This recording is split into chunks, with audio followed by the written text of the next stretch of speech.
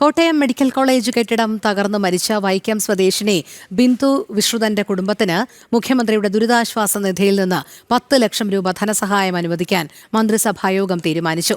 ബിന്ദുവിന്റെ മകൻ നവനീതിന് ജോലി നൽകാൻ തിരുവിതാംകൂർ ദേവസ്വം ബോർഡിനോട് ശുപാർശ ചെയ്യാനും തീരുമാനിച്ചു. സർക്കാർ കാര്യങ്ങൾ മുറ പോലെ നടക്കട്ടെയെന്നും മകളുടെ ആരോഗ്യമാണ് ഇപ്പോൾ പ്രധാനമെന്നും ബിന്ദുവിന്റെ ഭർത്താവ് വിശ്രുതൻ പറഞ്ഞു. അത് ഞാൻ പറഞ്ഞില്ലേ, ഞാൻ ആശുപത്രി നിൽക്കുകയാണല്ലോ. അത് അതിൻ്റെ വഴിക്ക് സർക്കാർ ഇരുന്നില്ല, അതിൻ്റെ വഴിക്ക് നടക്കട്ടെ. ഞാനിപ്പം കൊച്ചിൻ്റെ സർജറി ആയിട്ട് നിൽക്കുക. ഇന്നലെ ഓപ്പറേഷൻ കഴിഞ്ഞ് എല്ലാവർക്കും അറിയാമല്ലോ, 4 മണിക്ക് കഴിഞ്ഞ് ICUല. എനിക്ക് പോലും കാണാൻ പറ്റുന്നില്ല. ഞാൻ അതിൻ്റെ ആരോഗ്യത്തിലുള്ള കാര്യങ്ങളിൽ പ്രാർത്ഥിച്ചുകൊണ്ടിരിക്കുന്ന ഒരു വ്യക്തിയാണ്. പിന്നെ സർക്കാരിൻ്റെ കാര്യങ്ങൾ അതിൻ്റെ മുറ കാര്യങ്ങൾ നടക്കട്ടെ. അപ്പോൾ നമ്മളത് ആലോചിക്കേണ്ട. അത് തരാമെന്ന് പറഞ്ഞിട്ടുണ്ടെങ്കിൽ തന്നിട്ടുണ്ട്, തരാം, അവർ തരും. അപ്പം അതിൻ്റെ വഴിക്ക് നടന്നുകൊണ്ട് അല്ലാതെ ഞാനിപ്പോൾ അതിൻ്റെ പുറകിലൊന്നും പോകുന്നില്ല. നമ്മൾ പറഞ്ഞിട്ടുണ്ട് ഇതെല്ലാം, പക്ഷേ അതിൻ്റെ വഴിക്ക് ഞാൻ പോകുന്നില്ല.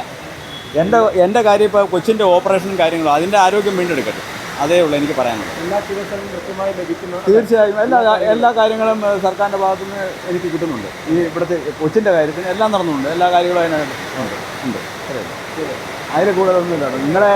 നിങ്ങളുടെ അടുത്ത് വരണമെന്നോ പറയണമെന്നൊക്കെ എനിക്ക് ആഗ്രഹമുള്ള കാര്യങ്ങൾ. നിങ്ങൾ ആദ്യം തൊട്ട് വന്നേ, ഓക്കെ, എല്ലാ കാര്യങ്ങളും പറഞ്ഞു, എല്ലാം ഉണ്ട് അതിനകത്ത്. പ്രജിത് മോഹനൻ ചേരുന്നു വിവരങ്ങളുമായി. പ്രജിത്ത്, മന്ത്രിസഭായോഗ തീരുമാനങ്ങൾ.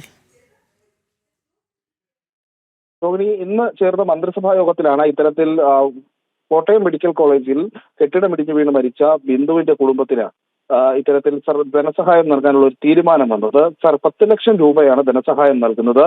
അത് മുഖ്യമന്ത്രിയുടെ ദുരിതാശ്വാസ നിധിയിൽ നിന്ന് പണം അനുവദിക്കാനാണ് തീരുമാനം. അതോടൊപ്പം തന്നെ ബിന്ദുവിന്റെ മകൻ നവനീതിന് തിരുവിതാംകൂർ ദേവസ്വം ബോർഡിൽ ജോലി നൽകാൻ സർക്കാർ ശുപാർശ ചെയ്യും. അത്തരമൊരു തീരുമാനത്തിലൊക്കെയും ഇന്ന് സർക്കാർ എത്തിയിട്ടുണ്ട്. പക്ഷേ ഇതിലൊരു വിഷയമുള്ളത് 25 ലക്ഷം രൂപയെങ്കിലും ആ കുടുംബത്തിന് ധനസഹായമായി നൽകണമെന്ന് പ്രതിപക്ഷ സംഘടനകളൊക്കെ അടക്കം ആവശ്യപ്പെട്ടിരുന്നു, പ്രതിപക്ഷ നേതാവ് അടക്കം ആവശ്യപ്പെട്ടിരുന്നു.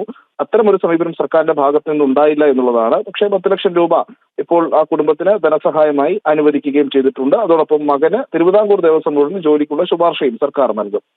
ശരി, പ്രജിത് മോഹനനാണ് വിവരങ്ങൾ നൽകിയത്.